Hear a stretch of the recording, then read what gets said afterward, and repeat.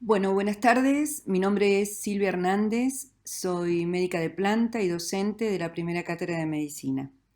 El tema que nos convoca hoy es úlcera gastroduodenal. Vamos a ver principalmente su evaluación y el enfoque terapéutico. ¿Cómo definimos a la úlcera péptica? Bueno, la úlcera péptica es un defecto de la mucosa gástrica o duodenal que se extiende a través de la musculares mucosae y permanece producto de la actividad de la secreción ácida del jugo gástrico.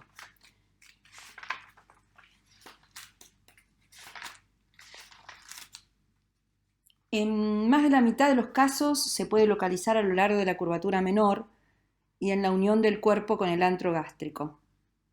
Vemos que la asociación de úlcera gástrica con úlcera duodenal en el 10% de los casos y la duodenal en más del 90% de los casos se localiza en el bulbo duodenal.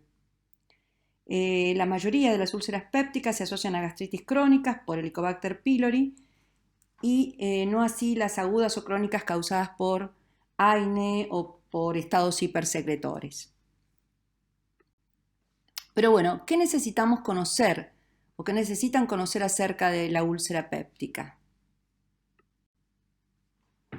Para eso algunas generalidades. La úlcera péptica primero es un diagnóstico endoscópico, en contraste con la dispepsia, que es un diagnóstico clínico. Tiene en muchos síntomas similares con la dispepsia, es uno de los diagnósticos diferenciales más importantes, descartar una dispepsia de una úlcera gástrica y evaluar bien a qué población voy a estudiar. En realidad hay una baja correlación entre la clínica y los hallazgos endoscópicos. La prevalencia es entre el 5 al 10% de la población general y asciende hasta el 10 al 20% en los infectados por Helicobacter pylori. O sea que en los pacientes que tienen Helicobacter pylori tienen mayor prevalencia de úlcera gástrica. Sepan que más del 90% de las úlceras duodenales y 70% de las gástricas se asocian a Helicobacter pylori. Entonces, sepamos que el pilar del tratamiento de la úlcera gástrica es la terapia de erradicación, con antibióticos por un lado y con inhibidores de la bomba de protones. Ese es el pilar del tratamiento. Hay una estrategia que se usa que es test and treat para Helicobacter pylori, que es apropiada en aquellos pacientes menores de 55 a 60 años con sospecha de úlcera péptica, sin complicaciones y sin factores de riesgo, que ahora vamos a ver. Vamos a ver en qué pacientes nosotros podemos usar esta estrategia de test and treat, sería testear y tratar sin hacer estudios invasivos. Pero esto ahora lo vamos a ver mejor.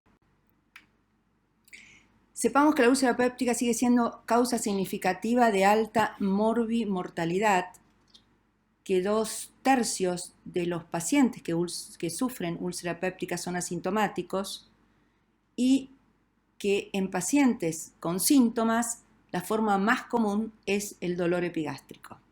¿Sí? El tiempo de diagnóstico y tratamiento es crucial para evitar las complicaciones.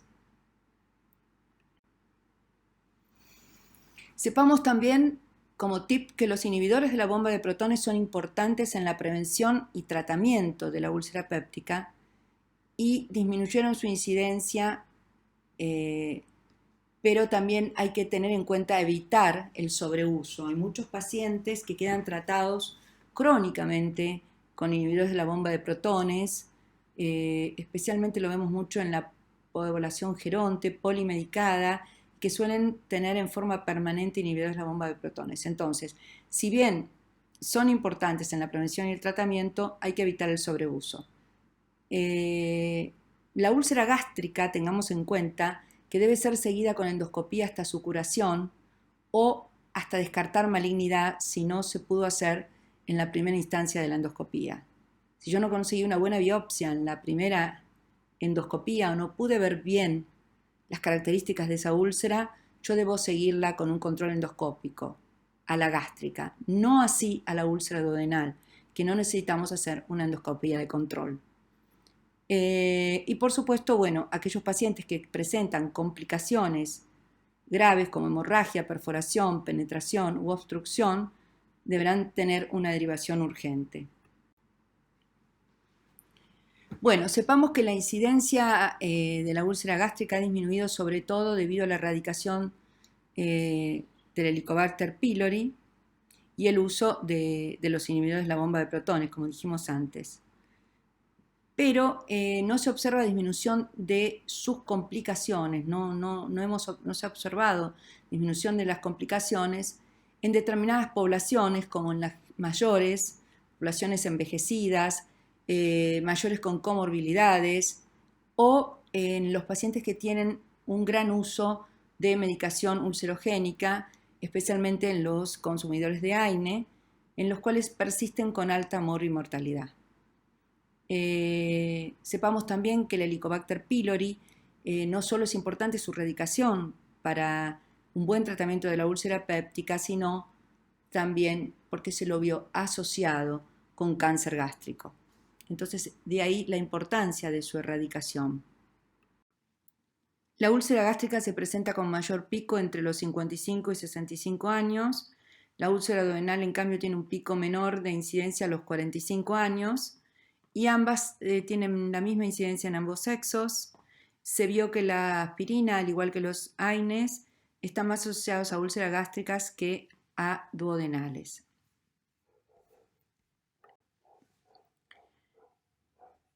Bueno, este es un poco un resumen de lo que estoy comentando. La enfermedad acidopéptica tiene un 95% de las úlceras son duodenales y un 70 a 80% de las gástricas se relacionan con infección por Helicobacter pylori, lo que dijimos, mayor incidencia de la gástrica a los 65, recordemos que las duodenales se ven un poco en gente más joven. La úlcera pilórica tiene una característica con el dolor y la ingesta. Se ve que la úlcera pilórica tiene un dolor que se exacerba con la ingesta alimentaria y que puede producir vómitos por obstrucción gástrica. En cambio, la úlcera duodenal tiene un dolor epigástrico que aparece después en general de 1 hora y media, 3 horas de ayuno, que se alivia con la ingesta de alimentos o antiácidos y que puede provocar despertares nocturnos con dolor, ¿sí? La segunda causa más frecuente de úlceras gástricas es el consumo de AINE, sepámoslo. La endoscopía es el diagnóstico de elección y los inhibidores de la bomba de protones son los antisecretores de elección. Después, según los hallazgos endoscópicos, ya lo veremos, pero vamos a ver que tenemos 3 tipos: tipo 1 en cuerpo gástrico, tipo 2 en cuerpo gástrico asociada a úlcera duodenal activa o cicatrizada y tipo 3 en área prepilórica.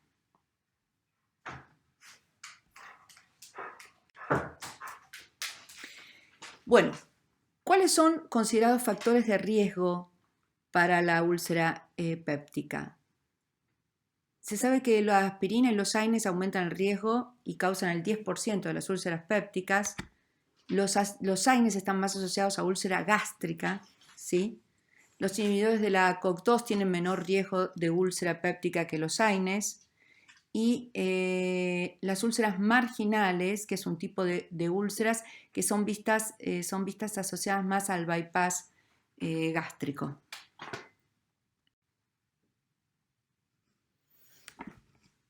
¿Qué formas de úlcera péptica podemos conocer? Bueno, tenemos 2 grupos. Las comunes, dentro de las cuales la mayor frecuencia está asociada a la infección por Helicobacter pylori. Las que están asociadas al consumo de AINE, las úlceras por estrés, y después tenemos también otras causas de úlcera menos comunes, donde entra la cirugía por bypass gástrico, que son úlceras marginales, las de los síndromes por hipersecreción, como el Solinger-Ellison, los gastrinomas, el estrés, los tumores gástricos, algunas enfermedades autoinmunes, infecciones, como las infecciones en inmunocomprometidos, herpes, citomegalovirus, Bueno, el estrés psicológico, el estrés orgánico, una obstrucción duodenal, tratamientos agresivos como la quimioterapia, cocaína, inhibidores de la recaptación de serotonina, y el consumo de alcohol y café realmente, si bien siempre se lo asoció a las úlceras, está hoy en día bastante discutido y no es una causa de las más comunes.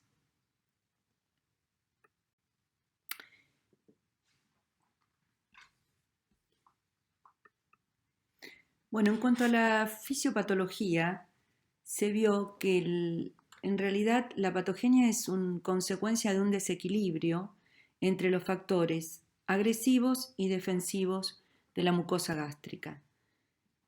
Cuatro causas fundamentales son los factores agresivos, que son la infección por Helicobacter pylori, entre los primeros, el consumo de AINE, la hipersecreción gástrica, como por ejemplo las enfermedades hipersecretoras como el Solinger-Ellison, y algunas enfermedades propias de la mucosa. Lo que se vio que la alta asociación de la úlcera gástrica con el Helicobacter pylori nos demuestra que muy probablemente estos factores agresivos no sean primarios, genéticos, sino que sean secundarios a la correlación con la infección con Helicobacter pylori.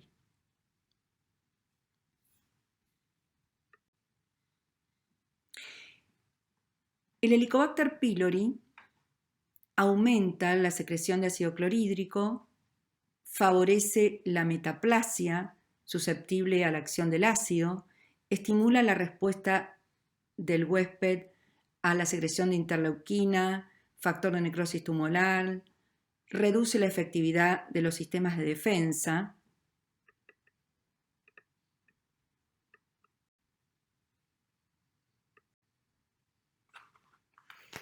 En realidad el Helicobacter pylori es una bacteria que fue descubierta en 1983 por Warren y Marshall, por lo cual recibieron el premio Nobel en el 2005, donde demostraron una asociación entre gastritis, úlcera y el Helicobacter pylori. El 50 al 60% de la población mundial se ve afectada por esta bacteria. Se ve más en países subdesarrollados, ahí llega hasta el 80-90%, 20% en los anglosajones. Se ve que la infección es más frecuente desde la infancia, tiene que ver también el nivel socioeconómico, el uso de cloacas. Es una bacteria gran negativa, coloniza la mucosa gástrica y puede progresar a gastritis, úlcera péptica, carcinoma gástrico. Solo un 10 o un 25% de los infectados desarrolla complicaciones. Se lo asocia como factor etiológico del adenocarcinoma gástrico y del linfoma tipo MAL. Como dije, la infección se suele adquirir en la infancia y es muy raro que se la encuentre como debutante en el adulto.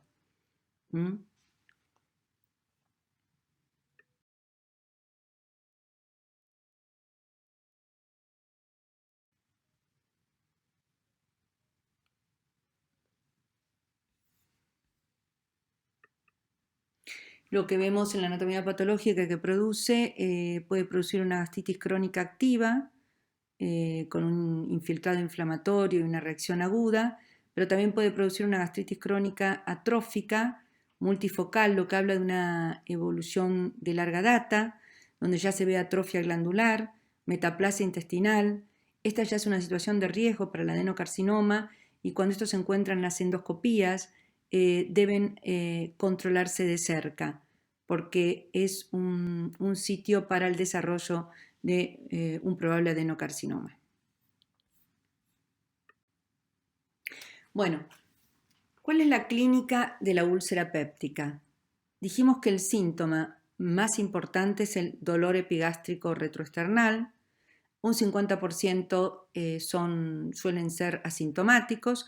Los síntomas son bastante similares tanto en la úlcera gástrica como duodenal, salvo a veces por su relación que puede tener una u otra con las comidas.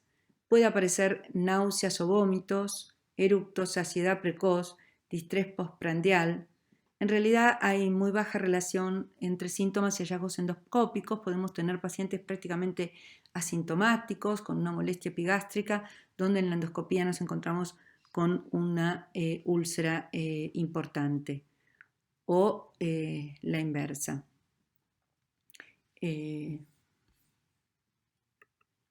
Recordemos siempre que es muy importante diferenciarlos de las dispepsias, que también suelen tener molestias epigástricas, saciedad precoz, distrés postprandial, prácticamente similares.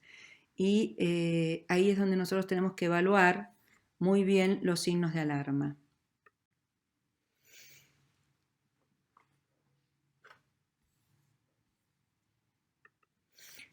Bueno, aparte de, de la clínica crónica de una úlcera, nosotros tenemos, como dije, que evaluar los signos de alarma de una hemorragia aguda o de una complicación como una perforación o penetración. Dentro de los signos de hemorragia aguda podemos detectar una melena que puede ser autoinformada por el paciente o puede ser encontrada en el examen físico frente al tacto rectal. Podemos ver una hematemesis, o sea, sangre en el vómito. Podemos encontrarnos con un paciente estable o con compromiso hemodinámico, con taquicardia, con descompensión hemodinámica como hipotenso, o solo podemos ver un paciente crónicamente anémico sin descompensación hemodinámica. También tenemos que evaluar como signos de alarma el dolor abdominal intenso y la peritonitis, que puede estar hablándonos de signos de perforación o penetración.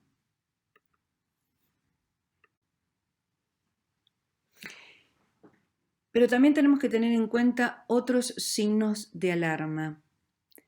¿A qué llamamos estos signos de alarma para poder diferenciar pacientes portadores simplemente de una dispepsia o realmente de una enfermedad orgánica no funcional como es la úlcera péptica? ¿Cuáles son los signos de alarma que me van a indicar a mí que ese paciente tiene que estar estudiado, tal vez en forma más invasiva? Signos de alarma son síntomas sugestivos de malignidad y que en general los tenemos que tener muy en cuenta en pacientes mayores de 50 años. Disfagia, pérdida de peso inexplicable con dolor abdominal superior o reflujo gastroesofágico, pérdida de apetito, vómitos recurrentes, algún hallazgo de laboratorio como por ejemplo anemia. La terapia de erradicación de segunda línea que falle, o sea, hago tratamiento de erradicación para Helicobacter y el paciente persiste con síntomas, o los síntomas persisten a pesar de una erradicación exitosa. Yo tengo que tener muy en mente estas posibles signos de alarma que a mí me indican que debo de estudiar de manera exhaustiva a ese paciente.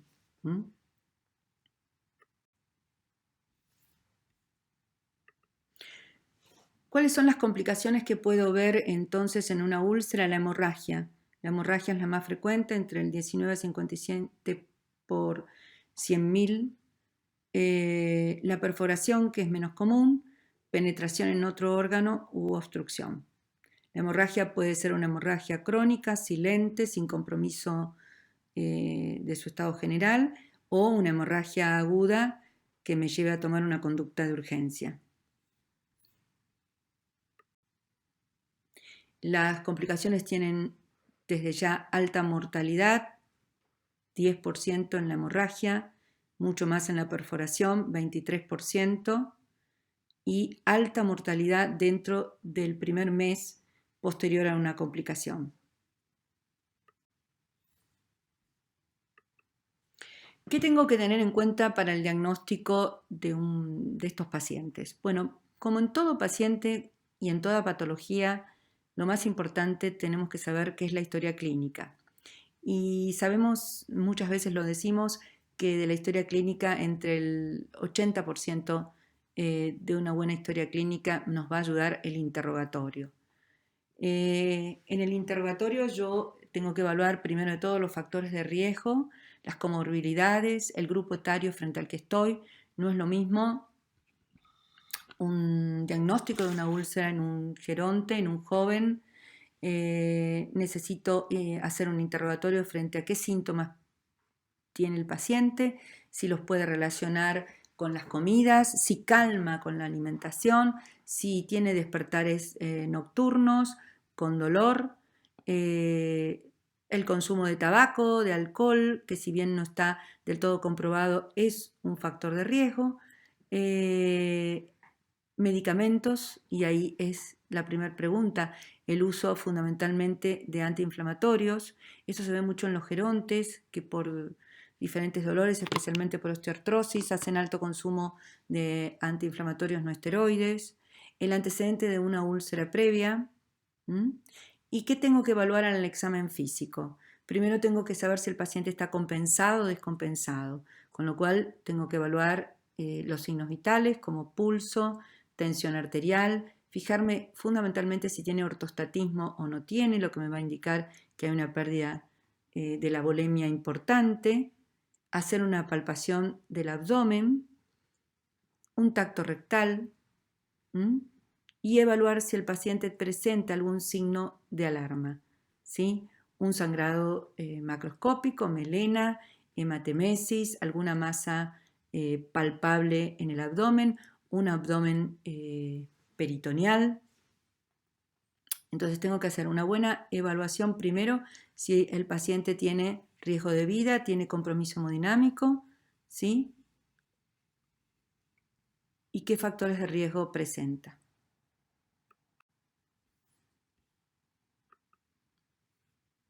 Bueno, entonces, ¿qué investigaciones puedo realizar para el diagnóstico? Sepamos que las investigaciones van a ser invasivas o no invasivas. Dentro de las invasivas, por supuesto, el diagnóstico de certeza, el gold standard va a ser la endoscopía. Y dentro de las no invasivas puedo tener desde estudios radiológicos, análisis de la secreción gástrica, que prácticamente se han dejado de usar bastante, y los test para Helicobacter pylori.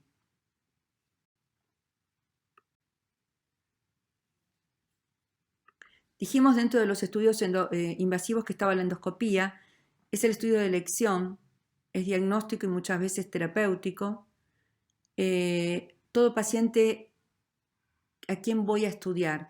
Todo paciente, por ejemplo, con dispepsia mayor de 55 años, en algunas bibliografías pueden encontrar que la edad ha descendido a mayores de 45 con síntomas de dispepsia, pacientes de cualquier edad pero con signos de alarma, pacientes con persistencia de los síntomas de dispepsia después de 4 a 8 semanas de tratamiento con inhibidores de la bomba de protones. O sea, si yo tengo un paciente, aunque sea un paciente menor de 40 años, el cual presenta síntomas de dispepsia y yo lo trato durante 4 a 8 semanas con tratamiento con un inhibidor de la bomba de protones y no responde, ese paciente también tiene que ser endoscopizado.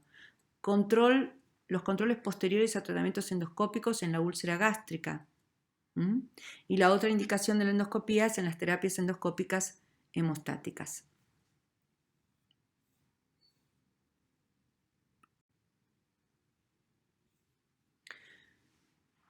Bueno, en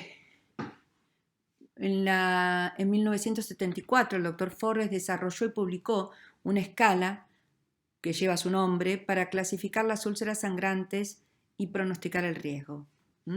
Esa se llamó escala de Forrest y entonces tengo que, según lo que yo evalúe en la endoscopía, voy a tener Forrest tipo 1A, el estigma endoscópico que voy a observar es un sangrado activo en chorro. Esto, si yo hago una endoscopía y tengo un Forrest tipo 1A, un sangrado activo en chorro, sepamos que tiene un riesgo de sangrado recurrente, o sea que resangre en las 24-48 horas altísimo, casi del 100%. Así que ese paciente, por supuesto, que va a quedar en una observación estricta, internado, ¿sí? Uno ve muchas veces en unidades cerradas como unidad de terapia intensiva. 1B, Forrest 1B, sangrado activo en capa. Tiene un riesgo de sangrado recurrente de un 10 a un 27%. Cuando informan Forrest 2A, vaso visible, tiene un riesgo de sangrado recurrente de hasta un 50%. 2B, coágulo adherido, 30 a 35% de riesgo de sangrado recurrente. 2C, mancha plana pigmentada, 8%.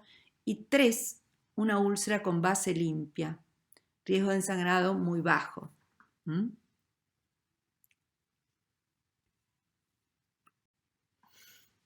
Entonces, frente a esta clasificación, yo voy a saber que 1A, 1B, 2A y 2B tienen alto riesgo de resangrado. Son pacientes que yo los tengo que monitorear de cerca, tienen por supuesto que quedar internados, ¿sí? En cambio, los de bajo riesgo, como 2C o 3, tienen muy bajo riesgo de resangrado. Estos pacientes se los va a manejar con un manejo ambulatorio. Bueno, estas son las imágenes que correlacionan con los diferentes tipos de Forrest, desde el 1A hasta el Forrest 3. Bueno, continuando con el diagnóstico se basa dentro de los métodos complementarios mucho en el test para investigación del Helicobacter pylori, dado que la erradicación del Helicobacter pylori realmente ha disminuido la incidencia de la enfermedad péptica. La investigación del Helicobacter pylori yo la puedo hacer por medios invasivos y no invasivos.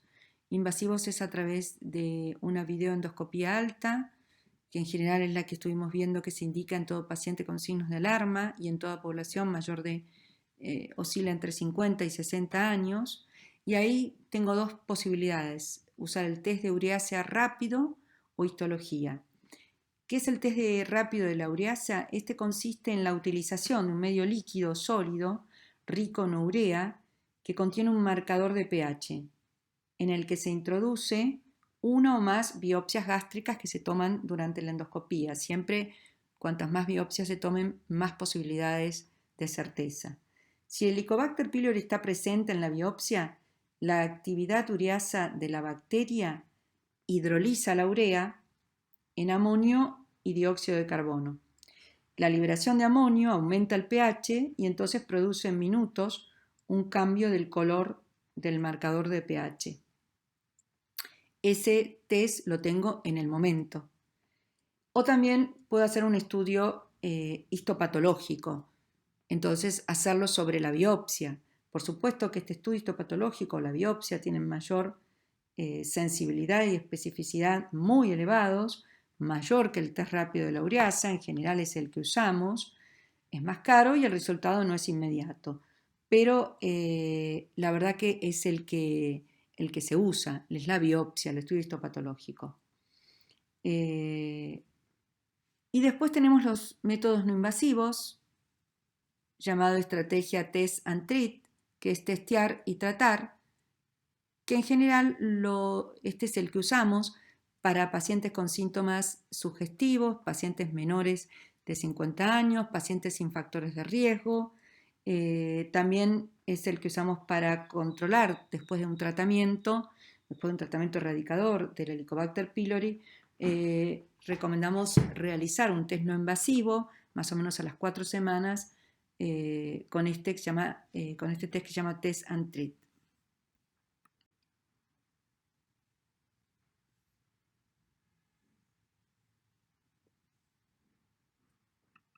Bueno, dentro de los no invasivos, como dijimos, el test para Helicobacter es el test del aliento, ¿sí? O test de urea expirada, tiene alta sensibilidad y especificidad, no es invasivo y se realiza con urea marcada con carbono 13. El paciente tiene que estar en ayunas, se le administra ácido cítrico que estimula la actividad ureasa del Helicobacter pylori, lo que hace que inhiba a otras bacterias. Entonces se le administra urea marcada con carbono 13, que es un isótopo no radioactivo del carbono, y si el estómago está infectado con el Helicobacter pylori, lo que va a hacer es degradar la urea en amonio y dióxido de carbono. Entonces el dióxido de carbono marcado con carbono 13 pasa a la sangre y se elimina a través de la respiración. El incremento del carbono 13 en el aire expirado se puede detectar mediante una espectrofotometría, lo que así permite el diagnóstico. Es la técnica no invasiva de elección tanto para el diagnóstico inicial de la úlcera péptica como para el control posterior después del tratamiento de la infección. Lejos es el test de elección. Después tenemos otros como el antígeno en materia fecal. El antígeno de Helicobacter pylori en heces se detecta por inmunología. Es un diagnóstico rápido y fiable de la infección. Se puede hacer por métodos como ELISA o kits que utilizan anticuerpos monoclonales o policlonales.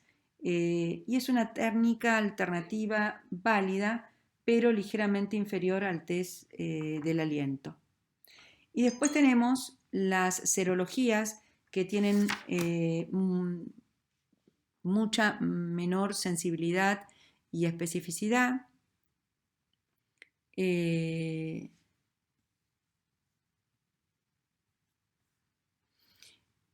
Digamos, el problema con las serologías, aparte de tener menor sensibilidad y especificidad, es que los anticuerpos para el Helicobacter pylori pueden permanecer en sangre por tiempo indeterminado, positivos, con lo cual no nos sirve mucho para tener la certeza de haber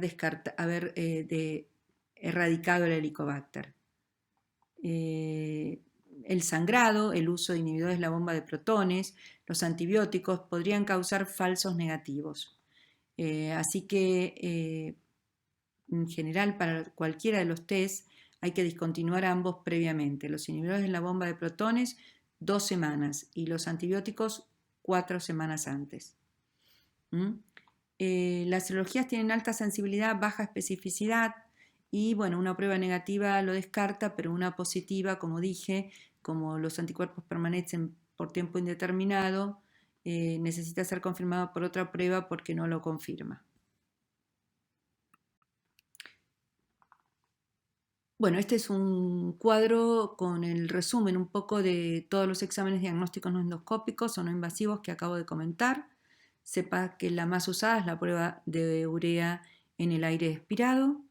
Tiene alta sensibilidad, especificidad, sirve para, no solo para diagnóstico, sino para seguimiento. Y después las pruebas que hemos comentado, la prueba de antígeno en materia fecal y la prueba de anticuerpos, todas con sus pros y sus contras. Los exámenes endoscópicos basados en biopsia, como dijimos anteriormente, la prueba rápida de ureasa, que ya la expliqué, y la prueba en la biopsia o en la histopatología, que bueno,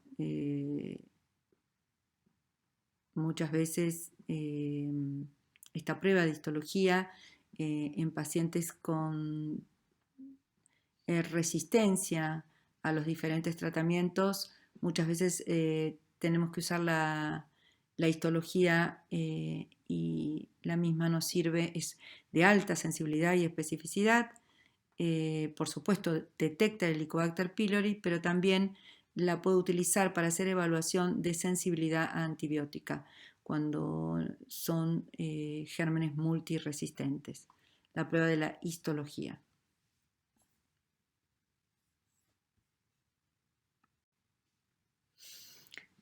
Otros estudios que yo puedo tener para hacer los diagnósticos son los estudios radiológicos que prácticamente quedaron en desuso, fueron desplazados por la endoscopía, que lejos es el gold standard del diagnóstico de la enfermedad péptica, los análisis de la secreción gástrica, el estudio del quimismo gástrico, la determinación de gastrinemia. En general estos estudios están dirigidos o utilizados para diagnósticos de estados hipersecretores, como por ejemplo el Zollinger-Ellison, o descartar aquilia gástrica.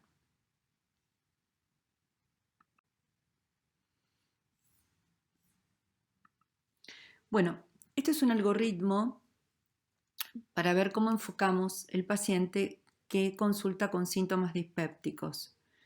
Si el paciente tiene síntomas de dispepsia, que ya hemos comentado, que muchas veces se confunden con la enfermedad ulcerosa o dispepsia ulcerosa, Vamos a evaluar qué tipo de población es. Si el paciente es menor de 55 años y no presenta ningún síntoma de alarma, recordemos que los síntomas de alarma son, por más que sea joven, descenso de peso, alteraciones en el laboratorio como anemia, pacientes con comorbilidades, pero si es un paciente menor de 50 años sin síntomas de alarma, yo pruebo a hacer directamente una prueba no invasiva con una prueba del aliento con carbono 13 o un test de antígeno en heces o una serología validada, y si por cualquiera de estos métodos, que dijimos que el de elección es la prueba del aliento, tengo Helicobacter pylori positivo, lo que yo tengo que hacer es un tratamiento erradicador, que ahora vamos a charlar de tratamiento.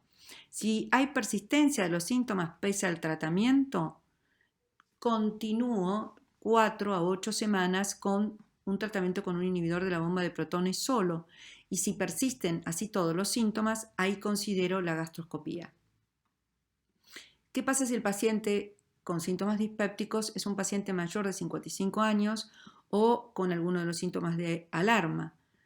Ahí directamente debería de estudiarlo con una endoscopía.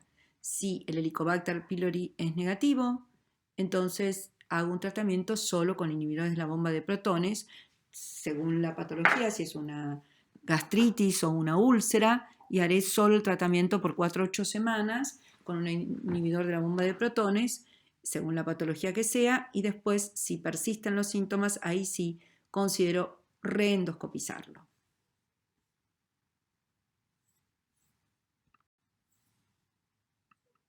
Bueno, ahora entonces vamos a hablar de tratamiento propiamente dicho.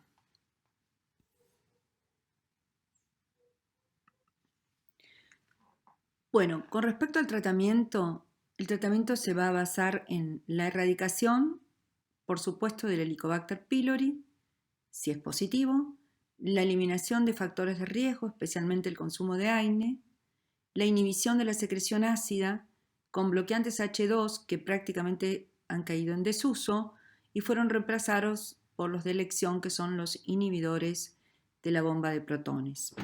También sepamos que el tratamiento de la infección por Helicobacter pylori requiere siempre combinar, eso tengámoslo en cuenta, varios fármacos para conseguir la erradicación completa de la bacteria.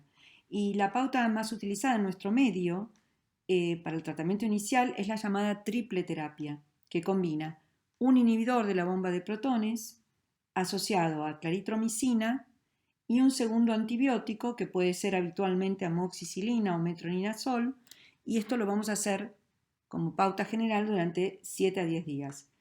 Hay que tener cuidado en las zonas donde hay aumento de resistencia a antibióticos y especialmente cuando hay resistencia antibiótica a la claritromicina. Esto ha hecho disminuir las tasas de curación con este tratamiento y ha obligado a modificar las recomendaciones sobre el tratamiento inicial.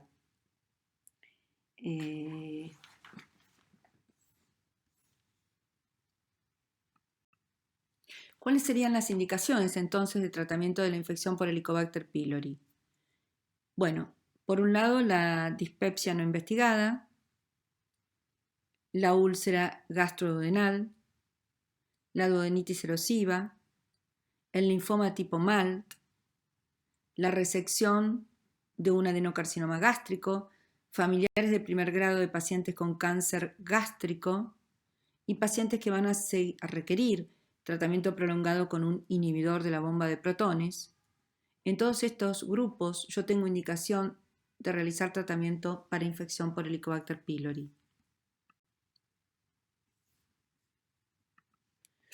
Entonces, el tratamiento lo vamos a dividir en si es un paciente portador de Helicobacter pylori o no. Si es un paciente con Helicobacter pylori negativo, tengo que realizar supresión ácida con inhibidores de la bomba de protones, eliminación de factores de riesgo, la cicatrización de las úlceras. En realidad, lo que se vio es que fueron 3 veces más aceleradas con inhibidores de la bomba de protones que los grupos control. Y la duración del tratamiento para aquellos pacientes en los que decido no realizarle una endoscopía previa es de no más de 8 semanas. O sea, y reevaluar síntomas entre 4 a 8 semanas y según si persisten o no los síntomas, veré si ese paciente tiene indicación o factores de riesgo para ser endoscopizado.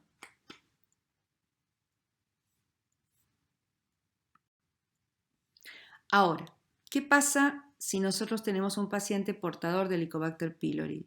¿Sí? Bueno, acá es donde nosotros podemos hacer el tratamiento que es llamado test and treat, o sea, testear, hacer el test y tratarlo sin endoscopía, y este tratamiento se va a basar en inhibidores de la bomba de protones más, como dije antes, la utilización de varios antibióticos.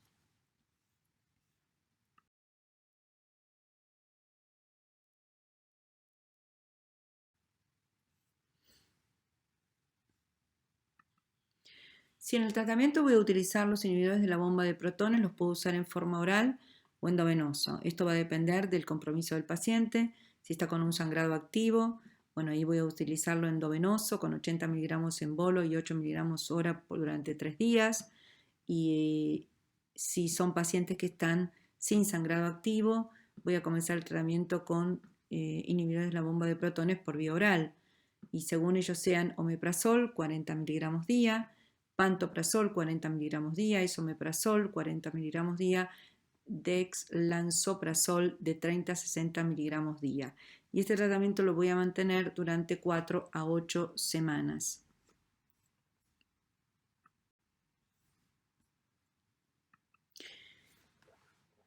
¿Cuáles son las indicaciones para una terapia a largo plazo con un inhibidor de la bomba de protones sin hacer un sobreuso de los mismos en usuarios crónicos de aspirina o AINE?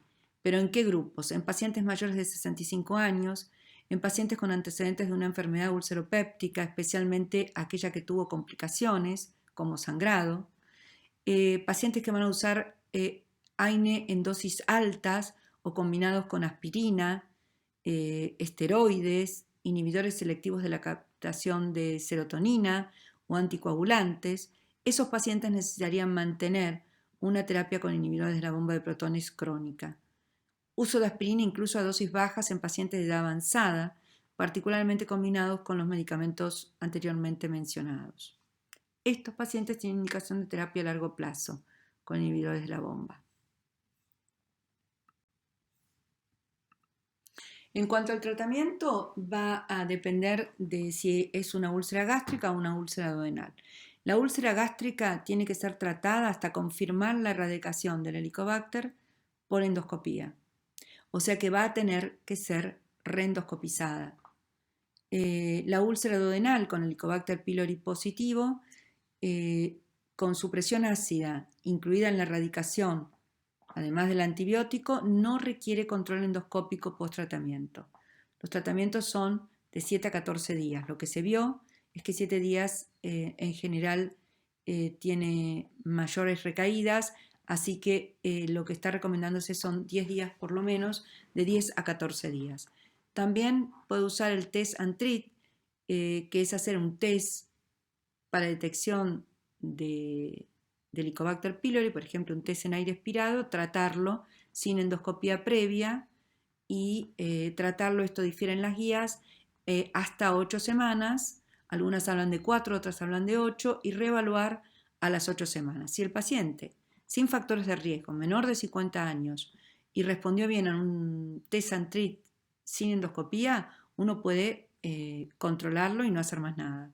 Pero si un paciente a las 4 o 8 semanas nosotros lo reevaluamos y sigue con síntomas, o, como dijimos, es un paciente mayor de 50 a 55 años, lo voy a endoscopizar.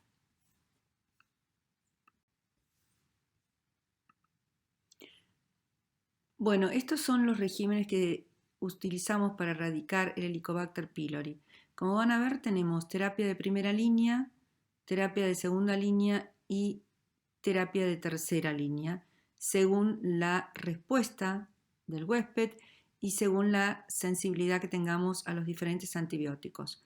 Por ejemplo, la terapia de primera línea siempre consta de un inhibidor de la bomba de protones, más claritromicina, más amoxicilina o metronidazol por 10 a 14 días, diría yo. 7 lo que vio es mayor recaídas.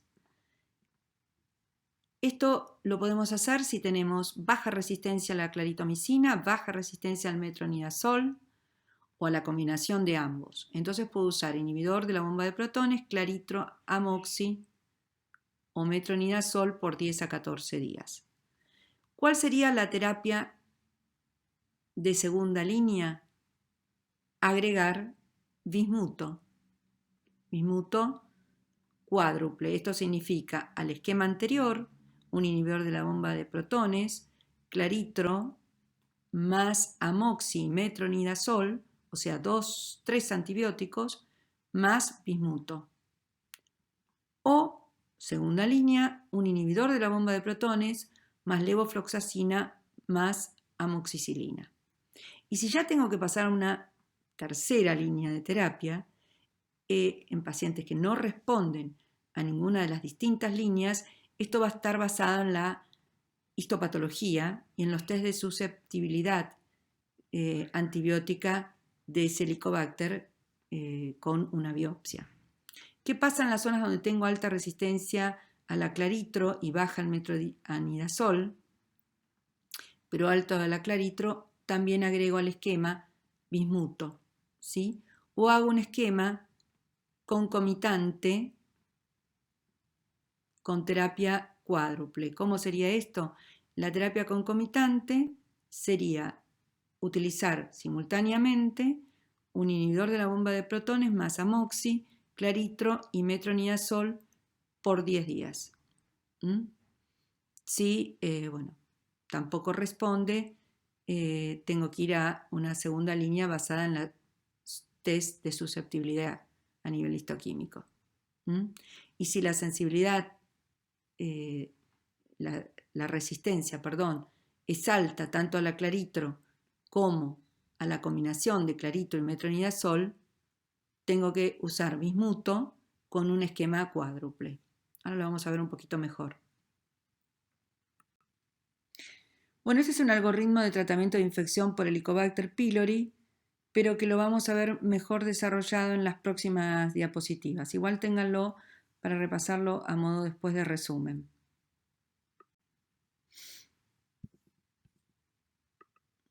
Bueno, primero entonces, a modo de que después puedan interpretar mejor el algoritmo, sepamos que el tratamiento para la erradicación del Helicobacter pylori, recomendado ya en diferentes consensos, guías, metaanálisis, el rango de erradicación deberá ser mayor o igual al 90%. Para eso tenemos un esquema básico que es un triple esquema que se va a basar en inhibidor de la bomba de protones y claritromicina más amoxiometronidazol. Lo que se vio es que hay un aumento de erradicación del Helicobacter pylori, como les dije, con terapia triple, pero con esquemas durante 14 días versus 10, en áreas con baja resistencia, menos del 15%, a la claritromicina, y en pacientes sin historia de exposición a macróleos, pacientes que han sido tratados durante mucho tiempo con macróleos. Ese paciente no sería un buen candidato para que yo empiece mi esquema triple con claritromicina. Y también la terapia triple prolongada en altas dosis sería una alternativa antes de pasar a un esquema cuádruple.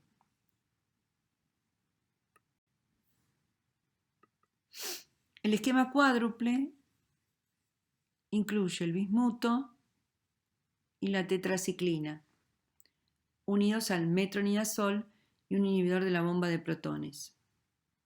En regiones con resistencia a claritromicina mayor al 15%, o como dije, pacientes con exposición previa a macróleos o alergia a la penicilina, nosotros podemos iniciar de entrada con el esquema cuádruple y hacemos 14 días de las 4 drogas o secuencial 7 días de una combinación y 7 días de otra. Dijimos entonces que 2 palabras sobre los inhibidores de la bomba de protones.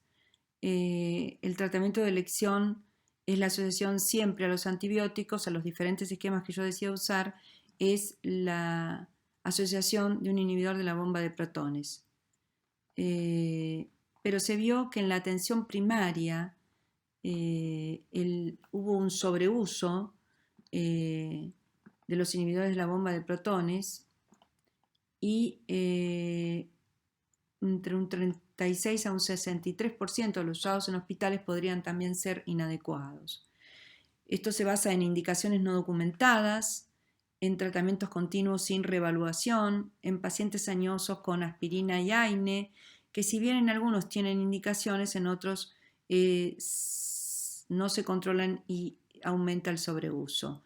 Esto da eventos adversos como altos costos en el sistema de salud, puede ocasionar fractura de cadera, eventos cardiovasculares, llevar a infecciones por Clostridium, cáncer gástrico, neumonía y algunos hablan hasta de demencia, si bien la evidencia es muy baja.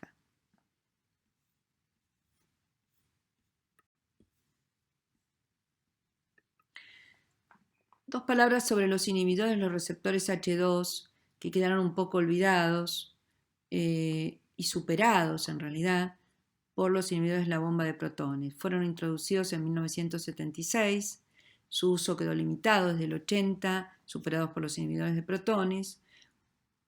Se usaba en la prevención de úlcera duodenal, en usuarios de AINE, también tienen una corta vida media, tienen una mala supresión de la secreción postprandial de ácido gástrico y sí se vio que parece ser que la famotidina usada en 80 gramos día podría tener alguna indicación en la prevención de la úlcera péptica.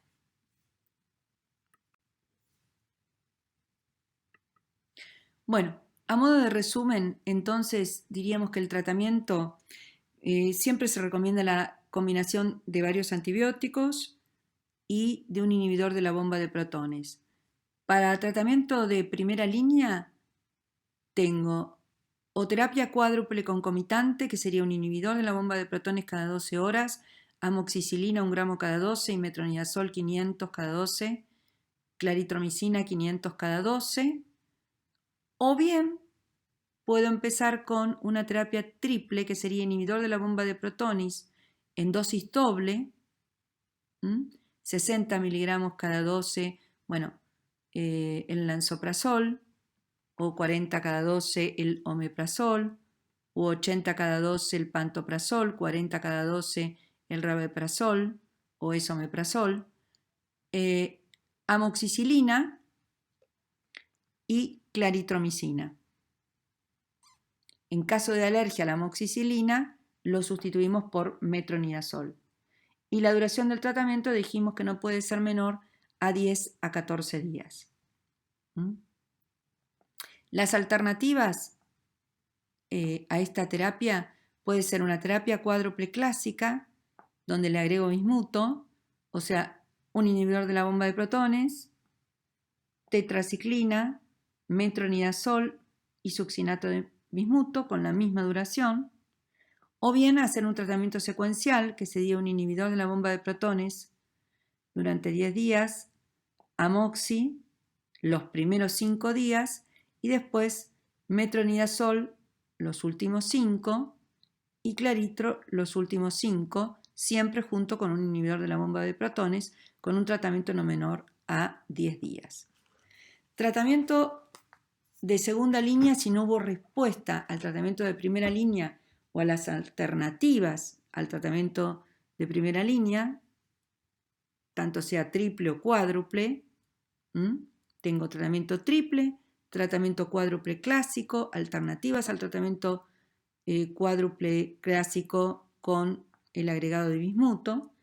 En la terapéutica de segunda línea nunca deben repetirse los antibióticos a los que la bacteria adquirió resistencia, especialmente lo que pasa con la claritromicina. Las pruebas para confirmar la curación de la infección deben realizarse más o menos aproximadamente 4 semanas de finalizar el tratamiento. Y los tratamientos de rescate. Los tratamientos de rescate son con inhibidores de la bomba de protones en dosis altas, cada 12 horas, amoxicilina, 1 gramo cada 12, y la rifabutina, 150 miligramos cada 12, La rifabutina es un antibiótico reservado en general para micobacterias, tiene efectos adversos graves, así que se decide estos tratamientos de rescate si fuese indispensable la erradicación del Helicobacter pylori, como por ejemplo en un linfoma de tipo MAL o en una hemorragia digestiva recidivante, que yo necesito erradicarlo sí o sí. Entonces se decide un tratamiento de cuarta línea con rifabutina, lo que llamamos un tratamiento de rescate. Si no fuesen estas, digamos, en estas indicaciones, como linfoma tipo MAL o hemorragia digestiva, uno en estos pacientes, si los tienen endoscopizados y no han tenido una buena respuesta a ninguno de los de primera ni segunda línea, puede controlarlos con inhibidores de la bomba de protones de mantenimiento o bien en dosis más altas. Y otra posibilidad, si no hay una buena respuesta, es realizar endoscopía con cultivo y antibiograma con tratamiento dirigido según los resultados. Esto no ha sido muy efectivo. Tengamos en cuenta que los efectos secundarios del tratamiento pueden ser halitosis, náuseas, vómitos. Más raros pueden ser dolor abdominal, diarrea o mialgias. Suele haber poca adherencia al tratamiento debido a la alta cantidad de efectos adversos con la asociación de muchas veces 3 o 4 antibióticos.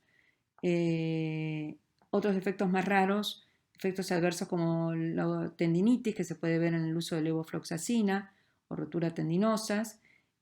Con la rifabutina, bueno, la mielotoxicidad y el bismuto, bueno, avisar la posibilidad de observación de heces negras.